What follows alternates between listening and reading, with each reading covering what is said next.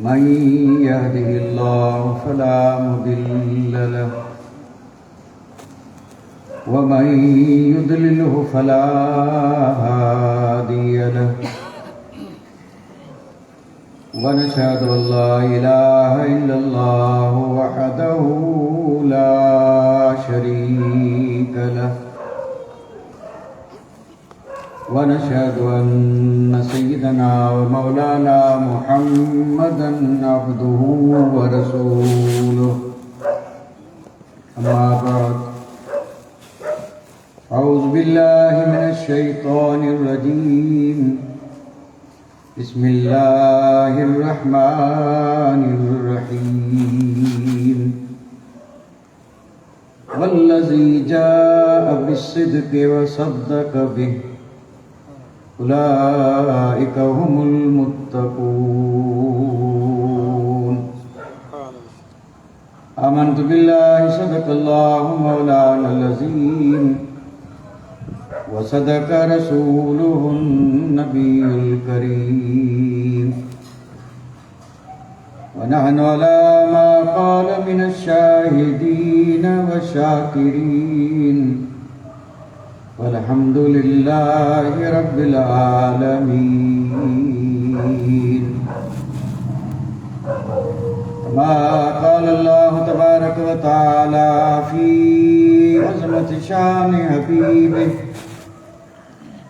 إن الله وملائكته يصلون على النبي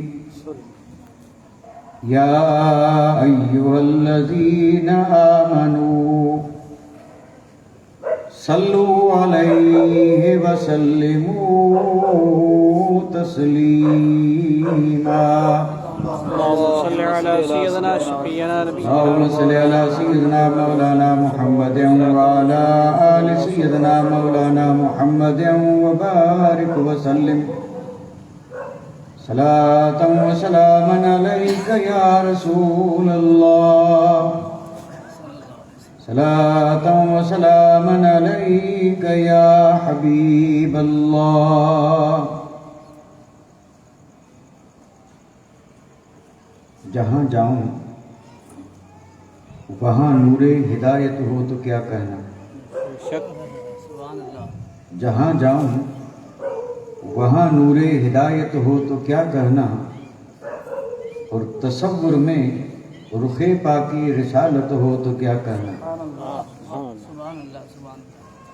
گھٹا چھائی فضا ٹھنڈی ہوا محو نوا سنجی گھٹا چھائی فضا ٹھنڈی ہوا محو نوا سنجی اب ایسے میں اگر ان کی زیارت ہو تو کیا کہنا اب ایسے میں اگر ان کی زیارت ہو تو کیا کہنا تصور میں رخ پاکی رسالت ہو تو کیا کہنا اور وہی دل ہاں وہی یعنی اسیر کاکل مشکل وہی دل ہاں وہی یعنی اسیر کاکل مشکل میرے آقا تیرا دارالحکومت ہو تو کیا کہنا میرے آقا تیرا دارالحکومت ہو تو کیا کہنا تصور میں رخ پاکی رسالت ہو تو کیا کہنا اور نہ آئے یاد کچھ بھی ما سوائے گنبد خضرا نہ آئے یاد کچھ بھی ما سوائے گنبد خضرا ہمیں سارے جہاں سے ایسی غفلت ہو تو کیا کہنا ہمیں سارے جہاں سے ایسی غفلت ہو تو کیا کہنا جہاں جاؤں وہاں نور ہدایت ہو تو کیا کہنا اور تصور میں رخ پاکی رسالت ہو تو کیا کہنا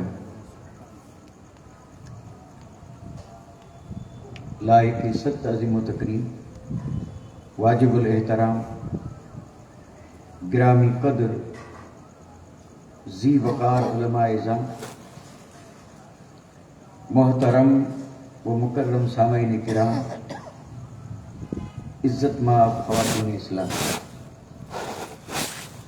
آج ہم اور آپ اللہ تعالیٰ کے فضل، اس کے کرم اور اس کی مہربانی اور اس کے محبوب کے صدقے میں اس بابرکت محفل میں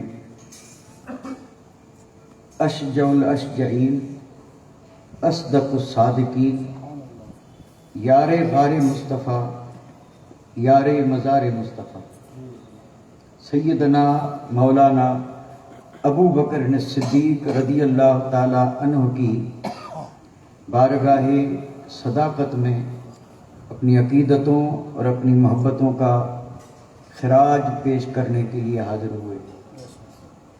اللہ تبارک و تعالی اپنے حبیب کے صدقے میں ہم سب کی اس حاضری کو قبول فرمائے، اور اس ذکر خیر کو اللہ تعالی ہم سب کے لیے دونوں جہان کی سعادت مندی، نیک بختی اور نجات کا ذریعہ اور سبب بنائے۔ ایک مومن کا ہر کام صرف اور صرف اس لیے ہوتا ہے کہ اللہ راضی ہو جائے۔ مقصود مومن رضا الہی ہے، اور رضا الہی حاصل کرنے کے لیے رضا مصطفیٰ ضروری ہے۔ جب تک ہم ہمارے آقا کائنات کے مالک و مختار، رب کے محبوب، شفیع المذنبین، رحمت للعالمین آقا کو راضی نہیں کریں گے، رب راضی نہیں ہوگا، کیونکہ اللہ تعالیٰ نے اپنی رضا اپنے حبیب کے رضا میں رکھی۔ مصطفیٰ جان رحمت کو راضی کرنے کے جو خود میرے آقا نے اپنی امت کو طریقے بتائے کہ اگر ان طریقوں پر امت چلے تو خود میرے آقا نے فرمایا میں تم سے راضی ہو جاؤں گا۔ اب ان میں سے ایک عظیم طریقہ تو ہے غلامی مصطفیٰ، جسے ہم اتباع اور اطاعت کے نام سے الحمدللہ سنتے بھی ہیں اور سمجھتے بھی ہیں، کیونکہ اطاعت اور اتباع مصطفیٰ جان رحمت کو راضی کرنے کا عظیم سے عظیم تر ذریعہ، اور جہاں اطاعت مصطفیٰ کو راضی کرنے کا ذریعہ ہے، اتباع مصطفیٰ کو راضی کرنے کا ذریعہ ہے، وہاں ہر اس چیز سے محبت رکھنا جس کی حضور سے نسبت ہے، یہ بھی حضور کو راضی کرنے کا زبردست اور بالکل مضبوط ذریعہ ہے۔ ہر وہ چیز جس کی نسبت آقا کی ذات سے ہو گئی اس سے رکھنا محبت، یہ محبت ہمیں وہ انعام عطا فرمائے گی جس کو کہا جاتا ہے رضا مصطفیٰ۔ بس مصطفیٰ راضی تو خدا راضی، یعنی رب راضی، اور جس سے رب راضی ہو جائے ساری کی ساری نعمتیں اللہ اس پر اپنے حبیب کے صدقے میں عطا فرما دیتا۔ تو حضور کی نسبت رکھنے والی چیزیں، اب اگر میں ان ساری چیزوں پہ تھوڑا تھوڑا سا بھی اگر روشنی ڈالوں تو یہ تو بہت ہی طویل اور بہت ہی لمبا مضمون بن جائے گا۔ آپ اور ہم الحمدللہ جانتے ہیں، کسی بھی مومن سے آپ پوچھیں، اس کا حال دیکھیں، ملک عرب سے محبت ہے یا نہیں؟ کیوں ہے؟ ملک تو دنیا میں اور بھی بہت ہے، اور ایک سے ایک شاندار پربہار، اور یہاں تو پتھر ہی پتھر ہیں۔ وہ زمینیں جو گلزار ہیں ان سے کوئی محبت نہیں، اور یہاں کوہسار ہیں، پہاڑ ہیں، پتھریلی زمین ہے، لیکن اگر ایمان سلامت ہے تو ملک عرب سے ہر مومن کو محبت ہے، اور وہ ہے اس لیے کہ یہ ملک مصطفیٰ کا ہے۔ محبت ہے صرف اس لیے کہ ملک مصطفیٰ کا ہے۔ بھئی آج تو ترقی کا دور ہے، شہر کہاں پہنچے؟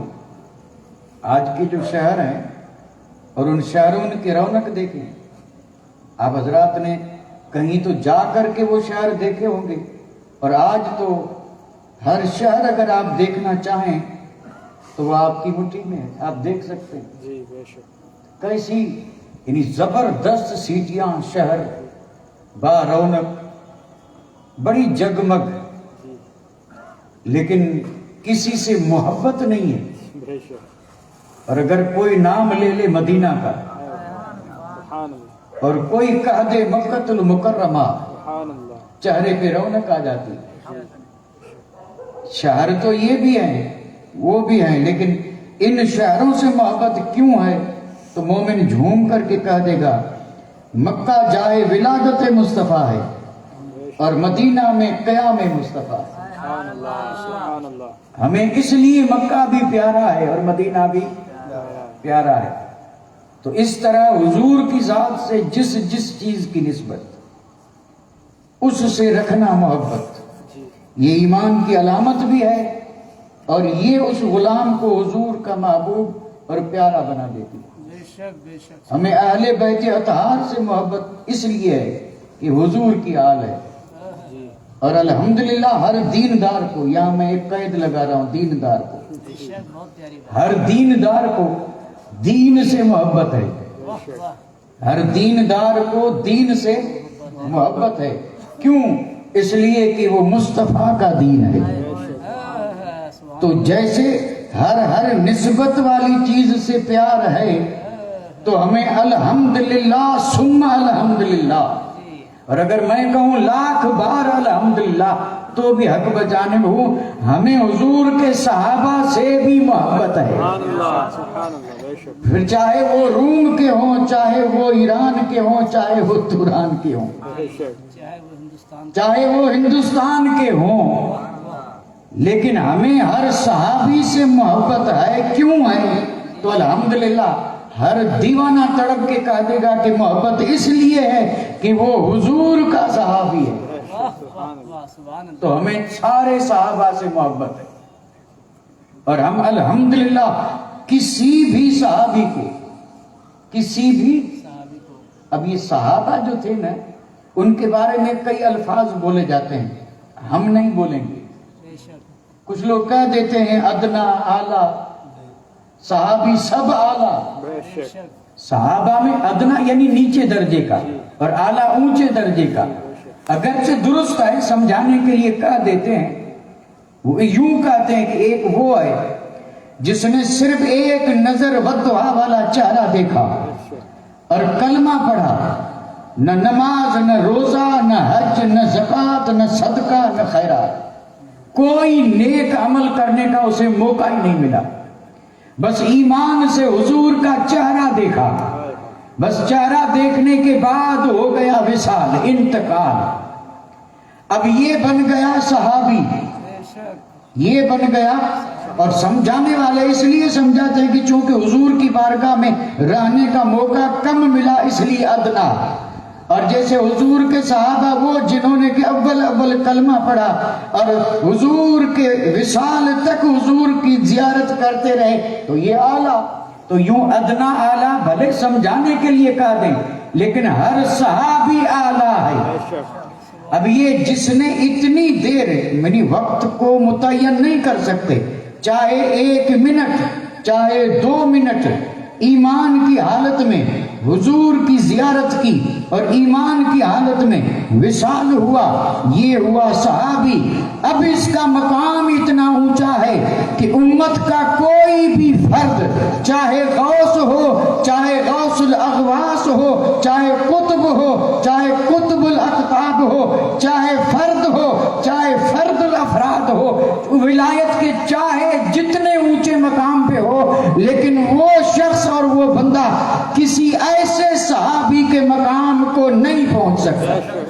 نعرہ تکبیر، نعرہ رسالت، نعرہ غوثیت۔ اب یہ صحابہ کو یہ جو مقام ملا، اگر میں آپ سے بھی پوچھوں تو میرا وجدان گواہی دے رہا ہے، الحمدللہ آپ میں سے ہر شخص جواب دے سکتا ہے۔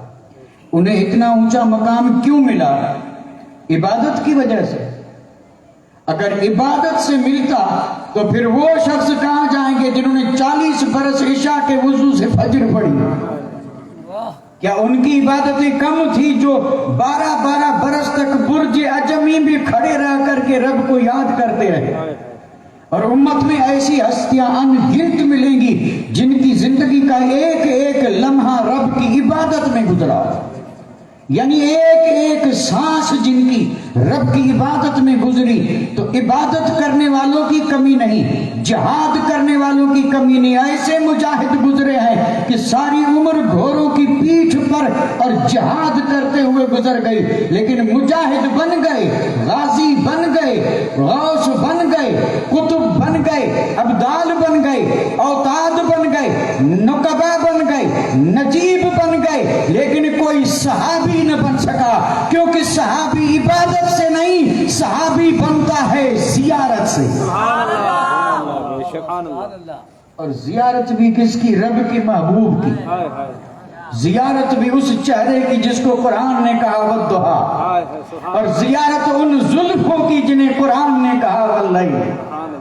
اس چہرے کی جسے زیارت نصیب ہو گئی وہ صحابی، اور اس کا اتنا اعلیٰ مقام ہے۔ اب میں تھوڑا سا آپ کی توجہ اس جملے کی طرف مبذول کرنا چاہتا ہوں کہ جس نے 2 منٹ زیارت کی اتنا اونچا مقام ملا، تو جس نے اعلان نبوت کرتے ہی کلمہ پڑھا اور حضور کے وصال تک جو کبھی جدا نہ ہوا، سبحان اللہ سبحان اللہ، حضور کے وصال تک سوائے حضور کے حکم کے کبھی حضور سے جدا نہ ہوا، سفر میں ساتھ، حضر میں ساتھ، جنگ میں ساتھ، صلح میں ساتھ، مسجد میں ساتھ، بازار میں ساتھ، مکے میں ساتھ، غار میں ساتھ، سفر میں ساتھ، اور پھر حد تو یہ ہے کہ آج اس وقت مزار میں ساتھ۔ سبحان اللہ، بے شک، اور یہ ہے ذات سیدنا صدیق اکبر کی ذات، جن کی بارگاہ میں آج ہم عقیدتوں کا خراج پیش کرنے بیٹھے۔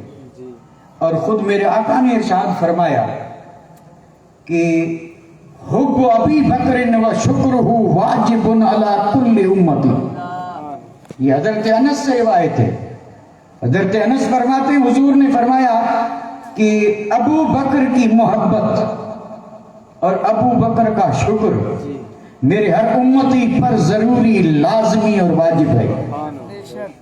اب جس چیز کو میرے آقا امت پر لازم، ضروری، واجب گردان ہے، وہ کتنی عظیم چیز ہوگی۔ اور چیزیں 2 ہیں، فرمایا ابو بکر کی محبت اور ابو بکر کا شکر، یہ میرے ہر امتی پر واجب ہے۔ یہی وجہ ہے کہ جو واقعی سچے، وفادار اور واقعی ایماندار امتی ہیں وہ آج تک ابو بکر سے ٹوٹ ٹوٹ کر محبت کر رہے ہیں اور قیامت کی صبح تک کرتے رہیں گے۔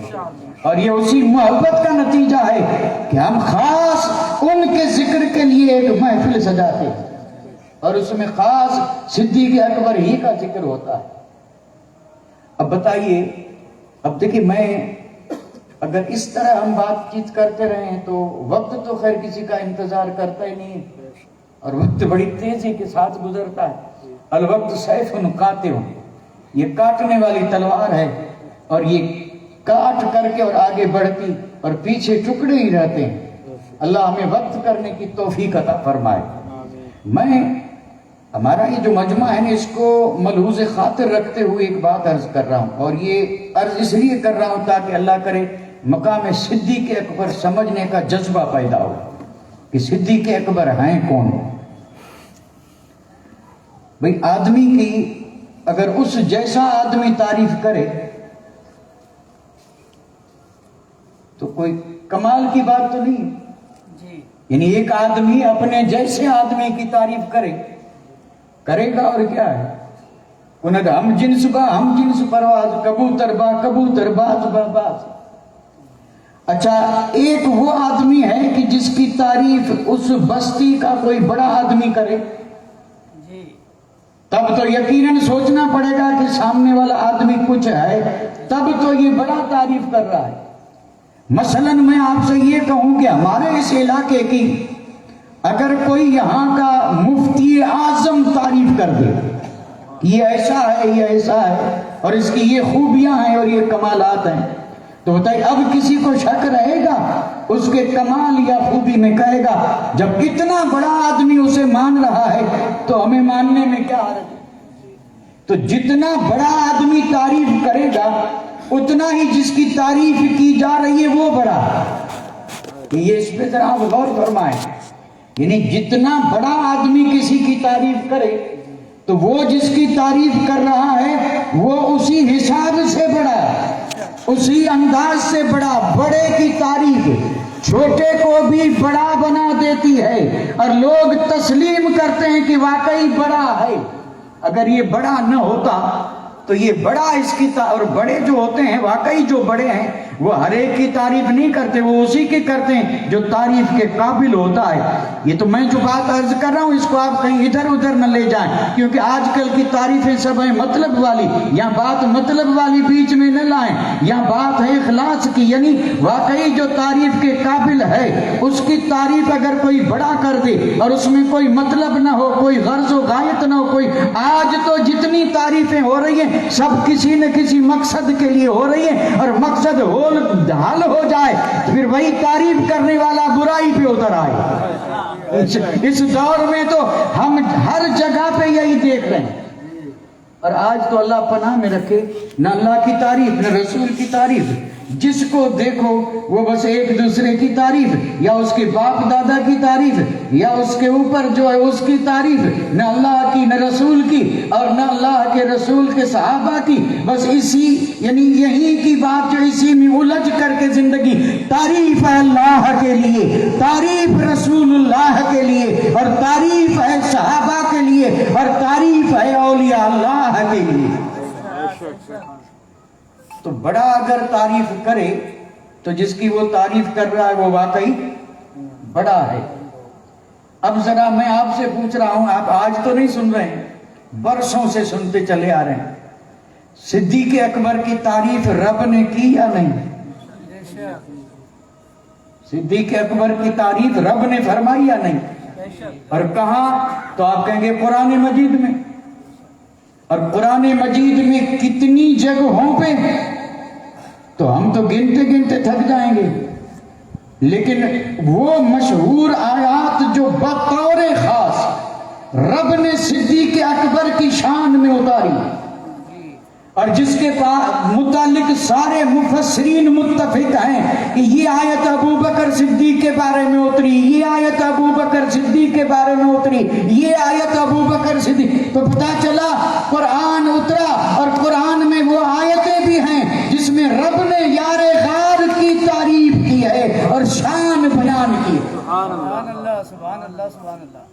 تو اب ایک بڑا آدمی کسی کی تعریف کرے تو کہتے ہیں کہ ہاں جس کی تعریف ہو رہی ہے بڑا ہے. تو جس کی اللہ تبارک و تعالی اس طرح شان بیان کرے اور تعریف کرے تو وہ ذات کتنی عظیم ہوگی, وہ ذات کتنی عظیم ہوگی. اب اگر میں یہاں وہ آیتیں پڑھوں, نہیں پڑھ سکتا ہوں الحمدللہ, اگر وہ آیتیں جو بڑی مشہور ہیں اور صدیق اکبر کی شان میں اتری ہیں اور صرف آیتیں پڑھوں ترجمہ کروں تو ہمارا تو وقت اسی میں پورا ہو جائے گا. تو پھر حدیثیں کہاں جائیں گی؟ یعنی سب سے بڑی ذات رب کی, رب نے ابو بکر صدیق کی شان میں آیتیں اتاری, اور رب کے ساتھ بعد کائنات میں بڑی ذات مصطفیٰ کی. کائنات میں رب کے بعد اگر کوئی بڑی ذات ہے تو ذات پاک مصطفیٰ ہے. بعد از خدا بزرگ توئی, قصہ مختصر. یہ عاشقوں کا عقیدہ ہے کہ خدا کے بعد خدائی میں اگر کوئی برتر بالا ذات ہے تو وہ آمنہ کے لال محمد الرسول اللہ کی ذات ہے. سبحان اللہ. یعنی خدا رب مصطفیٰ سے بڑا. جو میں الفاظ بولا ہوں یہ یعنی ایسے کہ جو ہر آدمی سمجھ سکے. یعنی اللہ تعالیٰ مصطفیٰ سے اللہ بڑا, لیکن مصطفیٰ جان رحمت سے کوئی بڑا نہیں, کیونکہ خدا کے بعد بزرگی اور برتر ذات جو ہے وہ مصطفیٰ جان رحمت کی ہے. اب جب قرآن میں رب نے تعریف کی تو اب آئیے اٹھائیے حدیثوں کو. احادیث کریمہ میں یعنی 3 316 حدیثیں ایسی ہیں جس میں حضور نے صدیق اکبر کا نام لے کر کے اور شان بیان کی.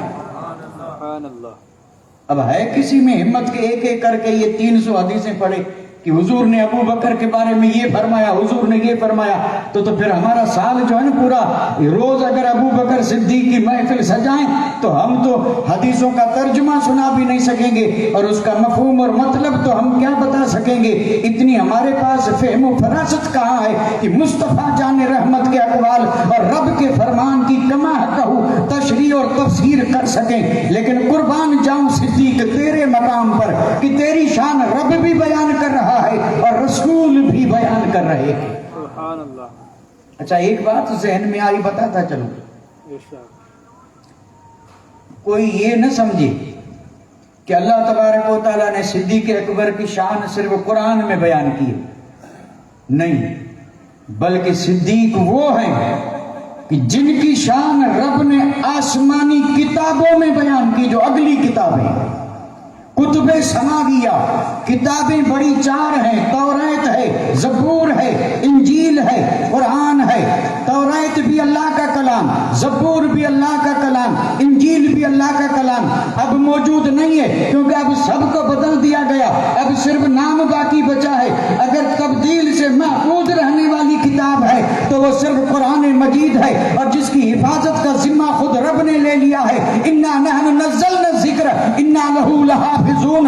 رب نے فرمایا محبوب تو بے مثال ہے, تجھ پہ اترنے والی کتاب بے مثال ہے. اس کتاب کی حفاظت رب نے فرمایا خود میں کروں گا. کائنات میں کسی کی مجال نہیں کہ کوئی ایک نقطہ یا زیر یا زبر بدل سکے. نہیں بدل سکتے, خود بدل جائیں گے لیکن قرآن میں تبدیلی نہیں لا سکیں گے. نہ بدلا ہے نہ بدلے گا. باقی وہ جو میں نے نام لی وہ کتابیں تھی, سب آسمانی کتابیں تھی, اور جب وہ تھی تو ان کتابوں میں بھی سیدنا صدیق اکبر کا ذکر ہے, 4 یار کا ذکر ہے. جہاں جہاں پر بھی ان آسمانی کتابوں میں محمد الرسول اللہ کا ذکر ہے وہاں وہاں 4 یار کا بھی ذکر ہے. اور ان 4 یار میں بھی ترتیب وہاں موجود ہے. وہاں بھی پہلے ابو بکر کا ذکر ہے, پھر عمر فاروق کا ذکر ہے, پھر عثمان غنی کا ذکر ہے, پھر مولا علی کا ذکر ہے. یعنی اس کو آپ یوں سمجھیں کہ سیدنا صدیق اکبر کا مقام اتنا بلند ہے کہ اگلی کتابوں میں بھی سیدنا صدیق اکبر کا ذکر تھا, اور صرف تھا ہی نہیں بڑی شان کے ساتھ تھا, زبردست. اور اب جو میں بات عرض کرنے جا رہا ہوں یہ ایسے نہیں کہ اس کے لیے کوئی حوالہ نہیں, میں ایک ایسی مستند کتاب کا نام لے رہا ہوں جس کا نام ہے اسد الغابہ فی تمییز و تعریف صحابہ. یہ وہ کتاب ہے جس میں سارے صحابہ کی یعنی ہسٹری لکھی گئی ہے, صحابہ کے بارے میں یہ کتاب ہے. اس کتاب کے حوالے سے یہ بات میں عرض کر رہا ہوں کہ اگلی کتابوں میں بھی ابو بکر صدیق کا ذکر تھا, اور تھا بھی شان سے. اور خود حضرت سیدنا صدیق اکبر فرماتے ہیں کہ میں تاجر تھا, کبھی شام کبھی یمن, تجارت کے لیے جایا کرتا تھا. اور آپ نے فرمایا کہ اس وقت یمن جو تھا یہ عالموں کی بستی تھی, اور عالم کون سے؟ آسمانی کتابوں کے عالم. یعنی یمن میں شیخ رہتے تھے جن کے سینے میں آسمانی کتابوں کا علم تھا. صدیق اکبر فرماتے ہیں کہ مجھے ان بزرگوں سے ملنے کا شوق. آپ فرماتے ہیں یمن میں میں ایک بزرگ سے ملا. دیکھو میں جو عرض کر رہا ہوں یہ واقعے کے طور پہ نہیں, میں کوشش یہ کر رہا ہوں کہ اسے ذرا مختصر کروں, جتنا ہو سکے اتنا مختصر کروں. آپ نے ارشاد فرمایا صدیق اکبر نے کہ میں یمن گیا, یمن میں میں شیخ بزرگ عالم ان سے ملا کرتا تھا. ایک شیخ کے دربار میں جب میں پہنچا تو اس نے پہلی نظر دیکھتے ہی نظر مجھ میں گاڑ دی. سر سے لے کے اور پیر تک, پیر سے لے کے سر تک میرا جائزہ لینے لگا. اور جائزہ لیتے ہوئے اس شیخ نے کہا حرمیون انت, یعنی خود شیخ پوچھ رہا ہے کہ حرم کے رہنے والے ہو؟ حرم یعنی حرم مکہ. شیخ نے پوچھا وہ آنے والے او نوجوان کیا حرم کے رہنے والے ہو؟ ابو بکر صدیق نے کہا ہاں میں حرم کا رہنے والا ہوں. اور پھر اس نے کہا قرشی انت، کیا قبیلہ قریش سے ہو؟ کہا ہاں قبیلہ قریش سے ہوں. پھر کہا تیمی انت، کہ قبیلہ قریش کی ایک مشہور شاخ ہے قبیلہ بنو تیم، کیا اسی قبیلے سے ہو؟ کہا اسی قبیلے سے ہو. اب جب اس نے کہا کہ اسی قبیلے سے، تو میں نے کہا اس قبیلے سے ہوں. تو شیخ نے کہا ارفع ثوبک، اس نے کہا ذرا یعنی پیٹ سے کپڑا ہٹا. تو صدیق اکبر فرماتے ہیں کہ بھائی تو نے جو سوال کیے میں نے ہر سوال کا جواب دیا، اور جب تو سوال کر رہا تھا تب مجھے یہ خیال آیا کہ یہ آدمی کوئی کامل ہے جو میری ہستی اور میری ذات کے بارے میں معلومات رکھتا ہے. میں نے نہیں بتایا، یہ بتا رہا ہے کہ تو حرم کا ہے، تو قریشی ہے، یوں تیمی ہے، اور اتنا سارا پوچھنے کے بعد اب یہ پوچھ رہا کہ کپڑا ہٹا. تو صدیق اکبر نے کہا تو نے جو جواب سوال کیے میں نے سب کا جواب دیا، لیکن ذرا یہ تو بتا کہ یہ اتنی تفتیش کیوں کر رہا ہے؟ اب یہ کہہ رہا ہے کہ کپڑا ہٹا. تو اس نے شیخ نے کہا کہ میں نے علم صحیح میں پڑھا ہے، علم صحیح میں پڑھا ہے، اور علم صحیح میں یہ پڑھا ہے کہ نبی آخر الزمان حرم میں آئیں گے، اور جب حرم میں آئیں گے تو یعاون علی امر ہی، اس کے امر پر اس کے مددگار بنیں گے. ایک نوجوان ہوگا اور ایک ادھیڑ عمر کا ہوگا، اور ان دونوں کی نشانیاں لکھی ہیں، اور جو ادھیڑ عمر کا تھا اس کی جو نشانیاں لکھی ہیں وہ میں تجھ میں پا رہا ہوں. اور یہ کپڑا ہٹانے کا اس لیے کہہ رہا ہوں کہ اس شخص کی جو نشانیاں تھی اس میں یہ لکھا تھا کہ اس کی بائیں ران پہ تل ہوگا اور اس کی ناف کے اوپر بھی تل کا نشان ہوگا. لہذا ران تو میں نہیں دیکھ سکتا، کپڑا ہٹا تاکہ دیکھوں کہ ناف کے اوپر تل کا نشان ہے یا نہیں. تو ابو بکر صدیق فرماتے ہیں کہ میں نے جب اپنا کپڑا یہ ناف کے اوپر سے ہٹایا تو اس کی نظر جب تل پہ پڑی تو جھوم اٹھا اور کہنے لگا قسم رب کی تو وہی ہے، تو وہی ہے. سبحان اللہ سبحان اللہ. اب یہ ذکر کہاں ہے؟ اگلی کتابوں میں. اور ذکر کس کا؟ سیدنا صدیق اکبر کا. اور ذکر ہے کہاں؟ جہاں نبی آخر الزمان کی تشریف آوری کا ذکر ہے، اس کے ساتھ ساتھ صدیق اکبر کا بھی ذکر ہے، فاروق اعظم کا بھی ذکر ہے. اور یہ بھی بتا دیا گیا کہ یہ آگے بڑھ کر کے اور اس کی مدد کریں گے، معاون بنیں گے. ایک نوجوان فاروق اعظم ہیں، اور جو ادھیڑ عمر کے ہیں وہ ابو بکر صدیق ہے. تو آپ فرماتے ہیں کہ جب اس بزرگ نے یہ خوشخبری سنائی اور مجھے مبارکبادی دی تو میں خوش ہوا. اور پھر کچھ عرصے کے بعد جب واپس لوٹنا چاہا تو میں پھر اسی بزرگ کے پاس گیا. میں نے کہا جا رہا ہوں پھر مکہ، اور یہ وقت آپ نے بتا دیا نبی آخر الزمان کے آنے کا. اگر کوئی پیغام ہو اور کچھ کہنا ہو تو آپ ذرا مجھے کہہ دیں کہ نبی تک پہنچا دوں. تو اس یعنی آسمانی کتاب کے عالم اس شیخ نے کہا کہ نبی نے ابھی اعلان نبوت نہیں کیا ہے، لیکن میں نے اس سے پہلے نبی کی نعت لکھی ہے اور میں تجھے یہ نعت لے کے دے رہا ہوں، اور جب نبی کی بارگاہ میں پہنچے تو حضور کے دربار میں میری نعت پیش کر دینا. سیدنا صدیق اکبر وہ نعت لے کے چلے اور آئے مکہ. گئے تھے تو حال کچھ اور تھا، اب حال بدل گیا تھا کیونکہ میرے آقا نے نبوت کا اعلان کر دیا تھا.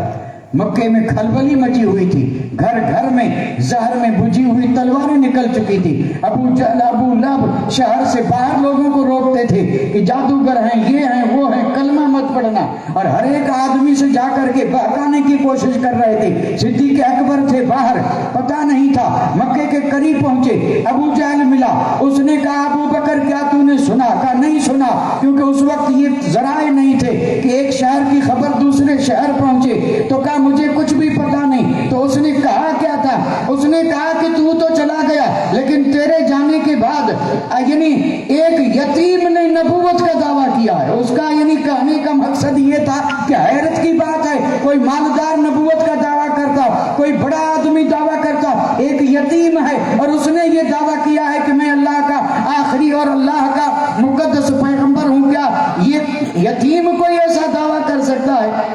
تو صدیق اکبر نے سے انہوں نے کہا دیکھو مکہ اور اس وقت بھی تھے آج بھی ہیں. انہوں نے کیا کہا؟ انہوں نے کہا ابو بکر ہم نے فیصلہ نہیں کیا، ہم تیرا انتظار کر رہے تھے، اب فیصلہ تیرے ہاتھ میں. دیکھو یہ ہے مکر کا، فیصلہ تیرے ہاتھ میں، اب جو فیصلہ تو کرے، سچا جانے تو ہم بھی سچا جانیں گے اور جھوٹا جانے تو ہم بھی، فیصلہ تیرے حق میں. صدیق اکبر نے فرمایا جب فیصلہ میرے حق میں ہاتھ میں ہے تو ذرا انتظار کرو، مجھے اس سے ملنے تو دو. اب آپ گئے اور سیدھے حضرت خدیجہ الکبریٰ کے دروازے پہ، اور میرے آقا گھر میں تھے، صدیق اکبر باہر ہیں، اور جب باہر آ کر کے اطلاع دی کہ ذرا ملاقات کے لیے آیا ہوں، میرے آقا نے جیسے ہی دروازہ کھولا، اللہ اکبر، اور جب چہرے پہ ابو بکر کی نظر پڑی، اللہ اکبر، سیدنا صدیق اکبر تو پہلے بھی مان چکے تھے، اور اب جب حضور کے چہرے پہ نظر پڑی تو ابو بکر کچھ کہیں اس سے پہلے میرے آقا نے ارشاد فرمایا اے ابو بکر انی رسول اللہ الیک و الی الناس جمیعا، اے ابو بکر میں تیرا بھی رسول ہوں اور سارے انسانوں کا رسول ہوں. اگرچہ یہاں پر یہ جو میں نے جملہ عرض کیا ہے یہ تفصیل طلب بھی ہے اور قابل غور بھی ہے، اور اس کا نتیجہ میں بتا دوں تو یہ ہے کہ سیدنا صدیق اکبر کی شان جو بعد میں حضور کی زبان سے ظاہر ہونے والی تھی، پہلے ہی دن آقا نے اس شان کو ظاہر کر دیا، اور وہ شان یوں ظاہر کی کہ حضور نے فرمایا کہ میں تیرا رسول ہوں اور سب انسانوں کا.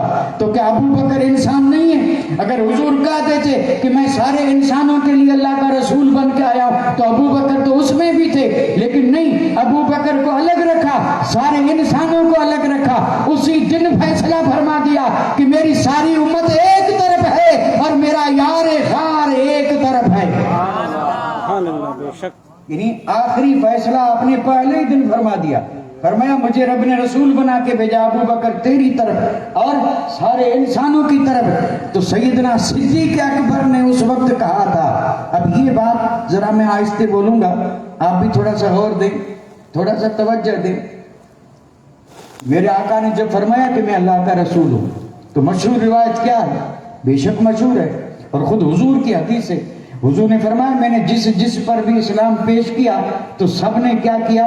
مہلت مانگی، تردد کیا، وقت مانگا، سوائے ابو بکر صدیق کے. ابو بکر صدیق پر میں نے جیسے ہی دعوت پیش کی انہوں نے بے تحمل اسی وقت کلمہ پڑھ لیا، نہ معجزہ مانگا، نہ دلیل مانگی، نہ دیر کی، فوراً ابو بکر صدیق نے میرا کلمہ پڑھ لیا. اور یہ خصوصیات صدیق اکبر میں سے ہے جو صحابہ میں کسی کو حاصل نہیں. ویسے تو ہر صحابی کی کچھ نہ کچھ خصوصیات ہیں جو ایک میں ہیں دوسرے میں نہیں ہیں، اور ہم اس سب کے قائل ہیں. تو سیدنا صدیق اکبر کی وہ خاص خصوصیات جو صرف صدیق اکبر میں ہیں اور کسی میں نہیں، اس میں ایک یہ بھی ہے کہ جس پر میرے آقا نے اسلام پیش کیا سب نے کہا ذرا سوچنے کا موقع دو، کسی نے ان کا انکار کیا، لیکن تنہا ذات ہے صدیق اکبر کی کہ ادھر میرے آقا نے فرمایا میں نے انہیں دعوت دی اور دعوت دیتے ہی ابو بکر نے میرا کلمہ پڑھ لیا. تو یہ بڑی مشہور حدیث ہے، کلمہ پڑھ لیا. اور ادھر اس بات میں، اس روایت میں جو میں عرض کر رہا ہوں، اس میں جب میرے آقا نے کہا کہ ابو بکر میں تیری اور تمام انسانوں کی طرف اللہ کا رسول بن کے آیا ہوں، تو اس الغابہ کی اس روایت میں ہے کہ صدیق اکبر نے کہا یا رسول اللہ ہم نے پڑھا سنا آج سے پہلے جو بھی نبی آیا اور جس نے بھی نبوت کا دعویٰ کیا اور لوگوں نے جب مطالبہ کیا تو اس نے کوئی نہ کوئی سند معجزہ بتایا اور اپنے سچے ہونے کی دلیل پیش کی. آپ اگر اللہ کے رسول ہیں تو کوئی دلیل دیں. اب یہاں دلیل مانگی یا نہیں مانگی؟ یعنی ایک حدیث یہ ہے کہ ابو بکر صدیق نے کوئی معجزہ، کوئی حجت، کوئی دلیل نہیں مانگی، اور اس میں ہے کہ ابو بکر صدیق نے دلیل مانگی، اور یہ بھی حدیث سے ثابت ہے وہ بھی. اب اس کی تطبیق کیسے ہو؟ تو تطبیق سن لیں. صدیق اکبر نے اپنے لیے دلیل نہیں مانگی، نہیں اپنے لیے، یعنی اگر خود کو کوئی شک شبہ ہوتا تو خود دلیل مانگتے پھر اس پر یقین ہوتا، اپنے لیے نہیں. اور یہاں جو یہ آپ نے معجزہ مانگا ہے وہ اپنے لیے نہیں، وہ پیچھے جو انتظار کر رہے تھے ابو جہل والے ان کے لیے مانا تھا معجزہ کہ جب لوٹ کر کے جاؤں گا اور جب میں کہوں گا میں نے کلمہ پڑھ لیا تو وہ کہیں گے ایسے تو کہتے ہیں کہ میں نے ان کے لیے معجزہ مانگا تھا، اپنے لیے نہیں۔ تو تطبیق یوں ہوئی کہ جہاں یہ کہا جاتا ہے کہ ابو بکر صدیق نے دلیل یا معجزہ نہیں مانگا تو اپنے لیے نہیں مانگا اور دشمن کے لیے دلیل مانگی اور کہا یا رسول اللہ میں حق مانتا ہوں کہ آپ اللہ کے رسول ہیں، لیکن کوئی معجزہ؟ تو میرے آقا نے فرمایا معجزہ وہ یمن والا شیخ ہے۔ واہ سبحان اللہ۔ آپ نے فرمایا معجزہ وہ یمن والا شیخ ہے۔ اب بتائیے صدیق اکبر کے حیرت کی کوئی انتہا رہی ہوگی، کہاں یمن اور کہاں مکہ اور کہاں